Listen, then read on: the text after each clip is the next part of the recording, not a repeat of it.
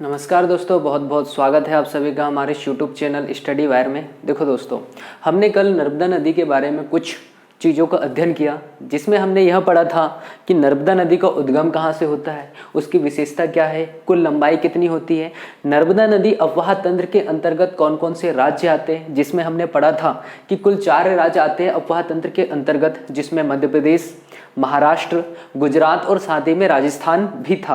अफवाह तंत्र के अधीन इसलिए आता है क्योंकि राजस्थान से निकलने वाली बहुत सारी ऐसी नदियां हैं जो किसमें जाकर समाहित होती है, नर्मदा नदी में। चीजें समझ में आई। लेकिन अगर आपसे यह क्वेश्चन पूछ लिया जाए कि जो नर्मदा नदी है यह कितने राज्यों में प्रवाहित होती है, तब आपका आंसर आएगा 3। कौन कौन से भाई? मध्य प्रदेश, महाराष्ट्र और गुजरात। चीजें समझ में आ रही है? चले, अब उसके अलावा और हमने क्या क्या चीजें देखी थी। देखो, जो नर्मदा नदी है यह विंध्याचल और सतपुड़ा पर्वतमाला के मध्य में प्रवाहित होती है। तो यहां से क्वेश्चन ये भी आ जाता है भाई, क्रम जमाने के लिए हमने आपको कल बताया था। दूसरा, अब चूंकि जो सतपुड़ा पर्वतमाला था यह ब्लॉक पर्वत का उदाहरण प्रस्तुत करता है, फलस्वरूप यहां पर अब क्या होता है, जब भी ब्लॉक पर्वत के बाद का हम करेंगे तो वहां पर भ्रंश घाटी का निर्माण होगा। तो हम यह कह सकते हैं कि जो नर्मदा नदी है और सोन नदी भी साथ में, यह दोनों नदियां भ्रंश की घाटियों से प्रभावित होने वाली नदी है। ठीक है, भ्रंश की घाटी से प्रभावित होती है, ध्यान रखना। देखिए, नर्मदा नदी भ्रंश की घाटी से प्रभावित होती है, ताप्ती नदी भ्रंश की घाटी से प्रभावित होती है, और एक और है दामोदर नदी। भारत में 3 ऐसी नदियां हैं जो भ्रंश की घाटी से प्रभावित होती है। ठीक है, पहली नदी का नाम आपने नर्मदा नदी बताया, दूसरा नदी ताप्ती नदी और तीसरी नदी होती दामोदर नदी, जो छोटा नागपुर के पठार से निकलती है। चीज समझ में आ रही है आप लोगों को? अगली चीज हमने नर्मदा नदी की विशेषता यह बताई थी आपको कि जो नर्मदा नदी है दोस्तों, नर्मदा नदी जहां जहां से यह प्रवाहित होती, अब चूंकि भ्रंश से प्रवाहित होती, फलस्वरूप क्या होगा, इसकी चौड़ाई कम होगी। चौड़ाई कम होगी, इसका अर्थ यह हुआ कि दोस्तों मैदानी क्षेत्र में बहुत कम प्रभावित होती है। अब चूंकि मैदानी क्षेत्र में प्रभावित नहीं होती, इस वजह से मृदा का अपर्दन नहीं कर पाएगी। अपर्दन नहीं कर पाएगी तो सीधी सी बात है, निक्षेपण नहीं होगा। हमने जब यह देखा था नर्मदा नदी की विशेषता कि जब इसका समापन होता है केम्बे की खाड़ी या खंबात की खाड़ी गुजरात में, तब हमने यह विशेषता देखी थी कि यह जो नदी है यह एस्चुरी का निर्माण करती है, ज्वार नद मुख का निर्माण करती है, डेल्टा का निर्माण नहीं करती है। उसका कारण हमने यह बताया था आपको कि नर्मदा नदी जो है यह भ्रंश की घाटी से प्रभावित होती, यह इसका एक कारण है। अगली चीज, अगर इसमें पाई जाने वाली मिट्टी की बात करें तो मिट्टी कौन सी होती है भाई? रेह होती है, और रेह को कल्लर भी कहते हैं। कहां पर? जम्मू कश्मीर में। हम अगर यहाँ की बात करें तो रेह नामक मिट्टी पाई जाती है, और इस मिट्टी की विशेषता यह होती थी कि यह मिट्टी क्या है, पानी का अवशोषण नहीं कर पाती, पानी को सोखती नहीं है। इस वजह से यह नदी कभी, इस नदी का पानी का जल स्तर थोड़ा कम होता है लेकिन कभी नदी सूखती नहीं है। इस वजह से नर्मदा नदी को सदा नीरा भी कहा जाता है या सदा वाहिनी भी कहा जाता है, क्योंकि वर्ष भर इसका पानी प्रवाहित होते रहता है। इतनी चीजें समझी थी हमने। अब देखो मैं क्या बता रहा हूं आपको। देखो, नर्मदा नदी का उद्गम जो है यह अमरकंटक से हुआ था। अब चूंकि अमरकंटक से तो 3 नदियां प्रवाहित निकलती है भाई, नर्मदा नदी, सोन नदी और जोहिला नदी। जोहिला नदी के बारे में हमने चर्चा यह की थी कि जोहिला नदी जो है यह सोन नदी की सहायक नदी है। अब जो नर्मदा नदी है, देखो अगर हम भारत की प्रमुख बड़ी नदियों की चर्चा करें, ध्यान रखना मैं बड़ी नदियों की बात कर रहा हूं, वैसे तो बहुत सारी नदियां छोटी भी होंगी। भारत की प्रमुख 2 बड़ी नदियां हैं जिसका प्रवाह पूर्व से पश्चिम होता है, और उसमें से एक नदी होगी नर्मदा नदी और दूसरी नदी होगी दोस्तों ताप्ती नदी। और भी बहुत सारी अन्य नदियां हैं, ठीक है, लेकिन वह छोटी नदियां तो उसकी चर्चा हम अभी नहीं करते हैं। ठीक है, तो समझ में आ रहा है, पूर्व से पश्चिम की ओर प्रवाहित होने वाली नदी कौन कौन सी होगी? मध्य प्रदेश की तो मुख्य बड़ी नदी बताओगे आप, एक हो जाएगी नर्मदा नदी और दूसरी हो जाएगी ताप्ती नदी। नर्मदा नदी के पश्चात हम ताप्ती नदी का भी अध्ययन करेंगे।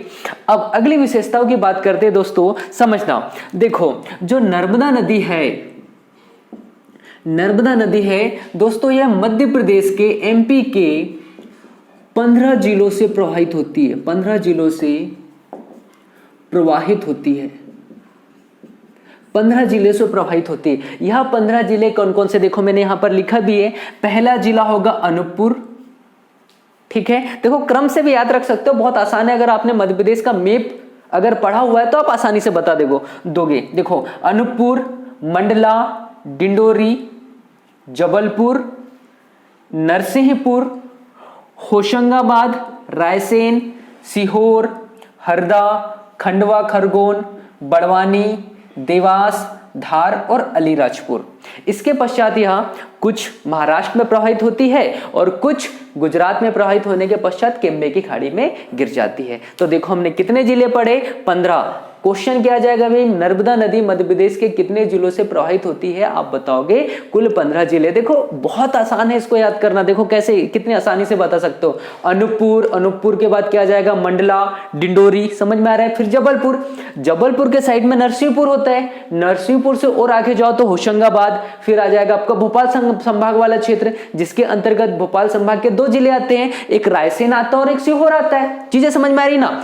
अब देखो और थोड़ा जाओगे तो हरदा, हरदा के पश्चात खंडवा खरगोन, तो दोनों साथ में ही है, ठीक है। इसके बाद बड़वानी, धार, ठीक है, देवास, अलीराजपुर। ये क्रम भी बता सकते हो आप, और वैसे तो क्रम कभी पूछा नहीं गया है, ठीक है, लेकिन फिर भी आपको पता होना चाहिए कि कौन कौन से जिले से नर्मदा नदी प्रवाहित होती है और संख्या में कितनी होंगे, तो 15 जिले। समझ पाए आप लोग, ठीक। दूसरी चीज समझो, देखो जो नर्मदा नदी है दोस्तों, अब चूंकि यह भ्रंश की घाटी से प्रवाहित होती है, पहाड़ी क्षेत्रों से इसका उद्गम होता है, इसका अर्थ यह होगा कि इस नदी में बहुत सारे जलप्रपात का भी निर्माण होगा। किसका, जलप्रपात, जलप्रपात का निर्माण होगा ही होगा। तो मुख्य कुछ जलप्रपात है, जैसे देखो मैंने आपको लोकेशन यहां पर बनाई हुई है, उसके नाम भी लिखे हुए हैं। जैसे देखो, जब दोस्तों ये अनूपपुर से इसका उद्गम होता है, अनूपपुर से कहा, अनूपपुर के अमरकंटक से, अमरकंटक से इसका जब उद्गम होता है तो अमरकंटक से कुछ ही दूर एक जलप्रपात होता है जिसका नाम है कपिलधारा जलप्रपात। बहुत इंपॉर्टेंट है। अब आपको यहां पर यह भी याद रखना है कि यह किस जिले में है। तो अब मैंने यह बताया आपको कि अमरकंटक के समीप हो रहा है, और अमरकंटक किस जिले में आएगा, अनूपपुर जिले में आएगा। चीज समझ पा रहा हूं। तो अमरकंटक जिले में दोस्तों 3 जलप्रपात याद रखना है। पहला कपिलधारा जलप्रपात, दूसरा दुग्धधारा जलप्रपात, और एक हो जाएगा शंभुधारा जलप्रपात। समझ पाए, पहला कौन सा, कपिलधारा जलप्रपात, दूसरा दुग्धधारा जलप्रपात, और तीसरा शंभुधारा जलप्रपात, है ना। चीजें समझ में आ रही। तीनों जलप्रपात आपको अनूपपुर जिले में मिलेंगे। अब यहां से एक विशेषता और क्या आ सकती है, देखो वैसे तो आपसे क्वेश्चन अगर पूछा जाए कि मध्य प्रदेश का सबसे बड़ा जलप्रपात कौन सा है, तो आप बताओगे बीहड़ जलप्रपात। बीहड़ नदी पर है चचाई जलप्रपात। कहां पर है, रीवा में। 130 मीटर इसकी टोटल ऊंचाई होती है। ये तो मैं भारत के मध्य प्रदेश के परिप्रेक्ष्य में पूछ रहा हूं। अगर क्वेश्चन यह पूछ लिया जाए कि भाई नर्मदा नदी का सबसे ऊंचा जलप्रपात कौन सा है, भाई क्वेश्चन की प्रकृति तो कुछ भी हो सकती है। अगर यह पूछ लिया जाए तो आप बताओगे कपिलधारा जलप्रपात सबसे ऊंचा है, और इसकी कुल ऊंचाई जो होगी 24 मीटर होगी। ठीक है, बाकी सब जलप्रपात की ऊंचाई कम है, इस वजह से उनकी ऊंचाई याद नहीं रखनी। लेकिन आपको यह याद रखना है कि मध्य प्रदेश का में जो नर्मदा नदी है, इसका सबसे ऊंचा जलप्रपात कौन सा है, तो आप बताओगे कपिलधारा जलप्रपात। कहां पर स्थित है, तो अमरकंटक अनूपपुर जिले में। तो अनूपपुर जिले में कितने हो गए भाई, 3, कपिलधारा, दुग्धधारा और शंभुधारा जलप्रपात। अब अगर आगे बढ़ोगे तो एक जिला आएगा जिसका नाम है जबलपुर। समझ पा रहे हो। अब चूंकि जबलपुर में जो जलप्रपात है ये तो विश्व प्रसिद्ध है भाई। आपने नाम सुना होगा भेड़ाघाट जलप्रपात। भेड़ाघाट जगह है, भेड़ाघाट एक जगह है, वहां पर एक जलप्रपात होता है जिसे हम कहते हैं धुआंधार जलप्रपात। अब समझो मैं क्या बता रहा हूं आप लोगों को। जब मैंने आपको मध्य प्रदेश की भूगर्भिक चट्टानें बताई थी, भूगर्भिक संरचना बताई थी दोस्तों, तो जो भेड़ाघाट है, भेड़ाघाट में तो संगमरमर पाए जाते हैं। संगमरमर है ना, 2 बार मर लिखा है यहां पर, संगमरमर पाए जाते हैं। अब चूंकि भेड़ाघाट में संगमरमर पाए जाते हैं और मध्य प्रदेश में जो संगमरमर पाए जाते हैं दोस्तों, इसका जो रंग है, रंग कैसा है, तो सफेद रंग के संगमरमर पाए जाते हैं। भाई रंगीन संगमरमर कहां पाए जाते हैं, राजस्थान में, है ना। राजस्थान की कौन सी खान है भाई, मकरान की खान, पता है ना, मकरान की खान में रंगीन संगमरमर पाए जाते हैं, लेकिन अगर आप भेड़ाघाट के संगमरमर की चर्चा करो तो यह सफेद रंग के संगमरमर पाए जाएंगे यहाँ पर। अब चूंकि जब सफेद रंग के संगमरमर है और यहां से जब पानी निकलेगा तो कैसा, एकदम धुएं की तरह दिखाई देता है। किसकी तरह? धुएं की तरह दिखाई देता है। इस वजह से इसे धुआंधार जलप्रपात भी कहते हैं। कहां पर होगा? भेड़ाघाट। और भेड़ाघाट कहां पर है? जबलपुर में बहुत ज्यादा फेमस है ये, आप कभी घूमिएगा। देखो अगला जलप्रपात की अब हम चर्चा करते हैं दोस्तों। ये दोनों जलप्रपात को आपको साथ में याद रखना है। एक का नाम होगा मंदार और दूसरे का नाम होगा दर्दी। देखो यह जो जलप्रपात है हरदा जिले में है। कहां पर? हरदा जिले में एक स्थान है दोस्तों जिसको हम बोलते हैं हांडिया। ठीक है, हांडिया जिले में, हांडिया हरदा जिले में दो जलप्रपात नर्मदा नदी में हैं। एक होगा मंदार और एक का नाम क्या होगा? दर्दी जलप्रपात। समझ पाए आप इस चीज को? अब नदी आगे बढ़ेगी, कुछ जलप्रपात और बने हुए, जैसे खरगोन में एक जलप्रपात बना हुआ है दोस्तों जिसका नाम होता है सहस्त्र धारा जलप्रपात। सहस्त्र धारा जलप्रपात ये कहां पर होगा? तो खरगोन में। तो कुछ कितने जलप्रपात हुए? तो देखो यहां पर 3, 3 दूनी 6 और 1 7 है ना। क्रम इसका लिखा नहीं है, इस वजह से यहां पर छठवां क्रम आया है, लेकिन अगर टोटल काउंट करोगे तो 7 हो जाएंगे, है ना। फिर से एक बार शॉर्ट में रिवीजन करते हैं। देखो आप सिर्फ इतना याद रखो कि मध्य प्रदेश में जो नर्मदा नदी है इसमें कुल 7 जलप्रपात है। अब देखो शुरू करते हैं। अमरकंटक से जब यह नदी निकली थी, चूंकि अमरकंटक अनूपपुर जिले में है, अब यहां पर हमने 3 जलप्रपात पढ़े। पहला जलप्रपात का नाम होगा कपिलधारा जलप्रपात, जो कि मध्य प्रदेश की नर्मदा नदी का सबसे ऊंचा जलप्रपात है। इसकी ऊंचाई की बात करें तो 24 मीटर होती है। इसको कंफ्यूज नहीं करना है किसके साथ? बिहार नदी के चचाई जलप्रपात के साथ। चचाई जलप्रपात मध्य प्रदेश का सबसे ऊंचा जलप्रपात है। बिहार नदी रीवा में स्थित है। उसकी कुल ऊंचाई कितनी होगी? 130 मीटर। समझ पाए आप लोग? कपिलधारा जलप्रपात की ऊंचाई कितनी होगी? 24 मीटर। नर्मदा नदी का सबसे ऊंचा जलप्रपात। दूसरा होगा दोस्तों दुग्धधारा जलप्रपात, यह भी अमरकंटक के समीप है अनूपपुर जिले में। और एक है शंभुधारा जलप्रपात। 3 कंप्लीट हुए।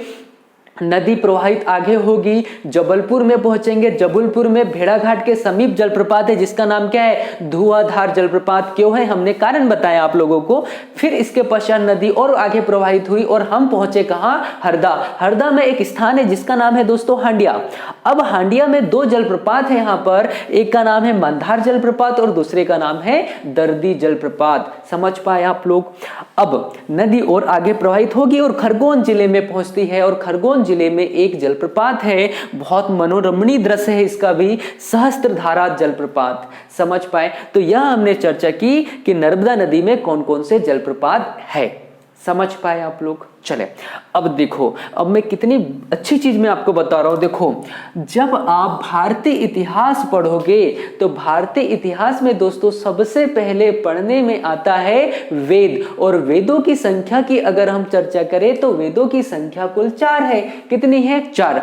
अब आपको कंफ्यूजन ये हो रहा होगा कि भाई नर्मदा नदी का वेदों से क्या संबंध? भाई संबंध है, क्योंकि जो नर्मदा नदी है यह बहुत ही पौराणिक नदी है और इसकी चर्चा वेदों में भी की गई है। देखो अच्छा, कुछ इतिहासकार यह मानते हैं कि भारत में जो नदियां हैं उनमें सबसे ज्यादा प्रसिद्ध नदी नर्मदा नदी है जो मध्य प्रदेश से निकलती है। उसका कारण मैं आपको बताता हूं। देखो पहले ये समझ लो कि ऋग्वेद में गंगा नदी का उल्लेख किया गया है।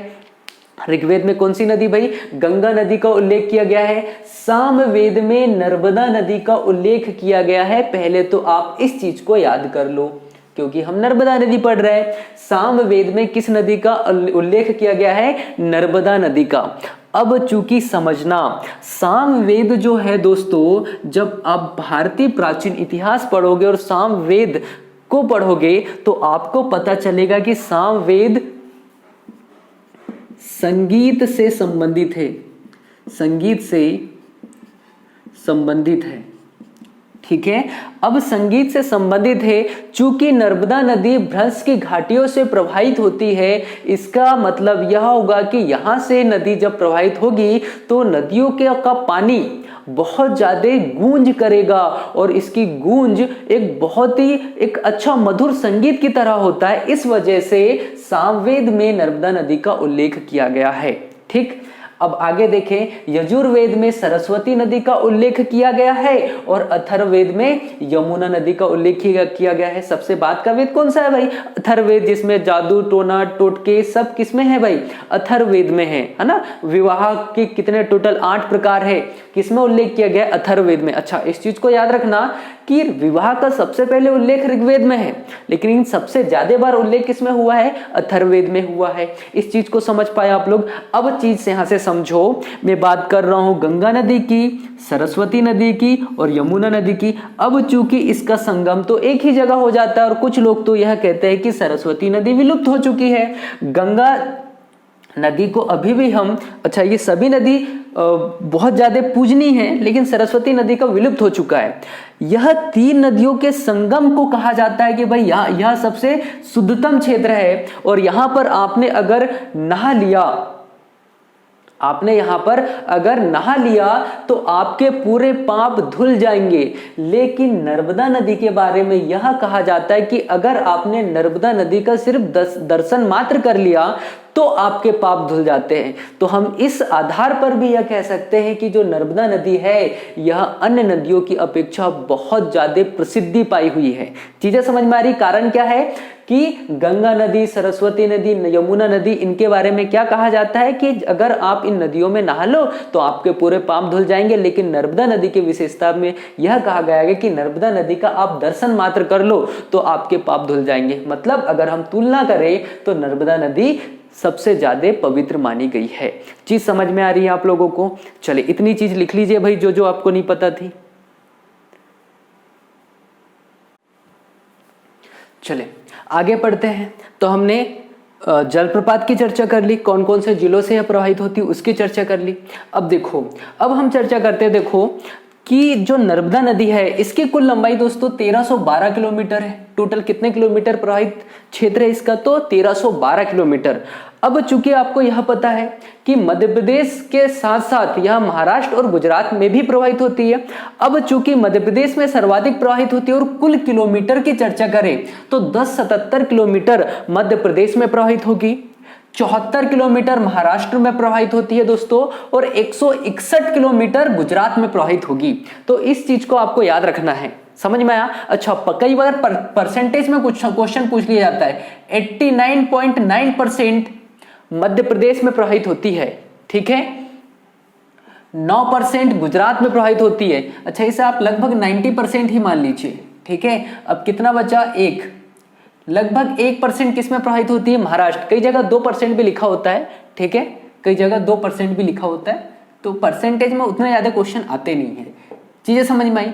अब आजकल क्वेश्चनों में क्या हो चुका है, किलोमीटर के अलावा अब मील में भी क्वेश्चन पूछने लगे हैं। तो ध्यान रखना दोस्तों कि नर्मदा नदी जो है मध्य प्रदेश में 669.2 मील प्रवाहित होती है, महाराष्ट्र में कितने 46 मील प्रवाहित होती है और गुजरात में 100 मील प्रवाहित होती हो। और अगर इस पूरे मील को आप जोड़ लोगे तो मध्य प्रदेश की मील में कुल लंबाई आपको पता चल जाएगी। समझ में आया है? मध्य प्रदेश की मील में कुल लंबाई कितनी है, आप तीनों को जोड़ दो पता चल जाएगा। समझ में आई इतनी चीज? चले अब आगे पढ़ते हैं। देखो, जो नर्मदा नदी है दोस्तों इसके कुल 41 सहायक नदियां है। कितनी? 41 सहायक नदियां। इसके बारे में हमने कल चर्चा की थी कि दायां तट से 19 नदियां प्रवाहित मिलती है और बाएं तट से 22 नदियां मिलती है। तो ये नदियां कौन कौन सी है इनकी चर्चा करें। अच्छा, ये सब आप लोग लिख लेना और कुछ मुख्य मुख्य सहायक नदियों को याद कर लेंगे, जैसे सिलजी है, गोर है, कमार है, चंद्रकेश्वर, कोलार, बिराज, मन, करम, हथनी, हिरण, बलाल, जमनेरी, खारी, बरना, सीप, चोरल, तेंदोनी, ओरशंग और उरी। अच्छा, ये उरी नदी से याद रखना दोस्तों, उरी नदी कहाँ पर है? यह जम्मू कश्मीर में भी है, लेकिन एक उरी नदी मध्य प्रदेश में भी है। चीजें समझ में आई। बाएं तट से कुल 22 सहायक नदियां मिलती है, जिसमें खरमर, बुरहनर, बंजर, तैनूर, सोनार, शेर, शक्कर, दूधी, सुकरी, तवा, जडजर, गंजार, अजनत, गजनत, मचक, छोटी तवा, कावेरी। कावेरी नदी याद रखना दोस्तों, एक कावेरी नदी दक्षिण भारत में है, एक सहायक नदी किसकी है? मध्य प्रदेश की भी है। करजान, सुरकिया, कुंडी, मोरंद, देव और गोई, ये पूरी सहायक नदियां किसकी है दोस्तों? मध्य प्रदेश की नर्मदा नदी की सहायक नदियां है। कुछ मुख्य मुख्य आपको याद कर लेना है, ठीक है। चलो आगे चर्चा करते हैं परियोजना की। देखो, जो परियोजना का अर्थ यहाँ पर इस चीज से समझो दोस्तों, यहाँ पर कुछ बांध बने गए हैं, नर्मदा नदी में कुछ बांध बने हैं। तो मैंने मुख्य बांधों की चर्चा करता हूं। यहाँ पर पहला बांध होगा दोस्तों सरदार सरोवर बांध। सरदार सरोवर बांध दोस्तों गुजरात में है। कहां पर है? गुजरात में, गुजरात के भड़ोत जिलों में है, भड़ोत जिलों में है। अब चीजें समझना, जो सरदार सरोवर बांध है दोस्तों, इसका नाम सरदार सरोवर बांध इसलिए रखा गया था क्योंकि 1945 में सरदार वल्लभ भाई पटेल ने यह कहा था कि मतलब नर्मदा नदी में एक बड़ा बांध बनना चाहिए। अब चूंकि 1945 में इन्होंने ऐसा सोचा था, लेकिन इसका निर्माण लगभग 1960 में हुआ है।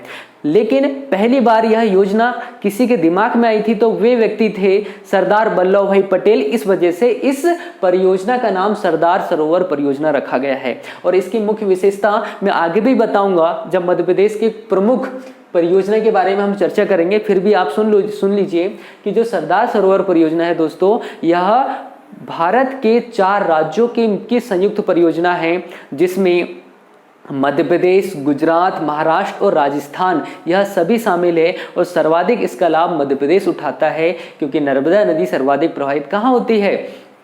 मध्य प्रदेश में प्रवाहित होती। कितनी? 1077 किलोमीटर, और मील में पूछ लिया जाए तो 669.2 मील। चीजें समझ में आ रही है? ठीक। अगला जो बांध है पुनासा डैम। पुनासा डैम आपने सुना होगा, खंडवा में है। और दोस्तों इसी डैम में ध्यान रखना, अब देखो मैं क्या बता रहा हूं, इस डैम में एक छोटा सा द्वीप भी है, एक छोटा सा द्वीप है। और इस द्वीप का नाम है दोस्तों हनुमंतिया। हनुमंतिया टापू के नाम से यह विश्वविख्यात है। हनुमंतिया टापू, इसे हनुमंतिया टापू को दोस्तों एमपी का गोवा कहते हैं, गोवा कहते हैं, ठीक है। एमपी का गोवा कहते हैं। और ध्यान रखना ये कहां पर मिलेगा आपको? खंडवा में। क्वेश्चन आ चुका है बहुत बार, हनुमंतिया टापू किस जिले में है? आप बताओगे खंडवा जिले में। किस नदी पर है? तो आप बताओगे किस नदी पर भाई? नर्मदा नदी में। इसे क्या कहा जाता है? तो मध्य प्रदेश का गोवा। आपने देखा होगा ना, गोवा में बहुत सारे लोग घूमने जाते हैं, वहां पर बीच है, आपने देखा होगा कि वहां पर समुद्र की लहरें तटों पर आती है और एक मनोरमणीय दृश्य होता है। तो उसी तरह के कुछ हद तक दृश्य हनुमंतिया टापू में भी देखे जा सकते हैं। इस वजह से मध्य प्रदेश का गोवा इसे कहा जाता है। समझ पाए आप लोग? ठीक। अच्छा, कुछ द्वीप और है, आगे मैं बता दूंगा। अच्छा, यहीं पर समझ लीजिए, मध्य प्रदेश के कुल 3 द्वीप याद रखने हैं आपको। एक तो हनुमंतिया टापू, एक द्वीप का नाम आलिया बेट, और दूसरे द्वीप का नाम याद रखना आपको सादिया बेट। ये आलिया बेट और सादिया बेट कहाँ है? तो इस बात को समझना कि देखो, जब आप केम्बे की खाड़ी या खंबात की खाड़ी में जब यह नदी गिरने वाली होती है दोस्तों, तो इससे पहले कुछ 2 द्वीपों का निर्माण होता है, जिसे आलिया बेट और सादिया बेट के नाम से जाना जाता है। कहां पर? गुजरात में। और गुजरात के किस क्षेत्र में? तो आप बताओगे खंबात की खाड़ी या केम्बे की खाड़ी में। चीजें समझ में आ रही है? तो 3 द्वीप के बारे में याद रखना आपको, एक तो हनुमंतिया टापू खंडवा में, और एक आलिया बेट और सादिया बेट गुजरात में। चीजें समझ में आ रही है? ठीक। कई बार क्वेश्चन आ जाता है आलिया बेट सादिया बेट किस नदी पर बने द्वीप है? तो आप बताओगे नर्मदा नदी पर बने द्वीप है गुजरात में। ठीक। चले, महेश्वर परियोजना, यह धार और खरगोन के मध्य में है, ठीक है। और बरगी बांध जबलपुर में है। चीजें समझ में आ रही है। ये पूरे बांधों की चर्चा मैं और डिटेल में करूंगा जब मध्य प्रदेश की मैं परियोजना पढ़ाऊंगा। अभी चूंकि हम मध्य प्रदेश की नदी पढ़ रहे हैं, लेक्चर ज्यादा बड़ा हो जाएगा अगर मैं इन सभी को यहीं पर समझा दूं तो। चीजें समझ में आ रही है। चलिए, इतनी चीज समझ में आई आप लोगों को। हमने क्या क्या पढ़ लिया? सहायक नदियां पढ़ ली, परियोजना पढ़ ली, किन राज्यों से कितने किलोमीटर और मील में कितने मील प्रवाहित होती, इन सभी की चर्चा कर ली। अब एक बहुत इंपॉर्टेंट टॉपिक बच जाता है। अब बहुत इंपॉर्टेंट टॉपिक है, देखो इंपॉर्टेंट टॉपिक क्या है। देखो, आपने करंट में दोस्तों पढ़ा होगा, 2017 का करंट था एक्चुअली ये, और आपने एक सेवा यात्रा का नाम सुना होगा जिसे कहा जाता है नर्मदा सेवा यात्रा। जिसे क्या कहते हैं? नर्मदा सेवा यात्रा।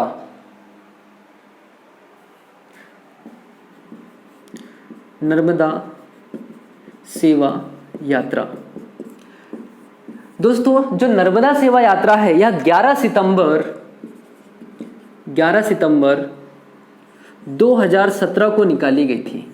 कब? 11 सितंबर 2017 को निकाली गई थी। एक मिनट, 11 सितंबर नहीं,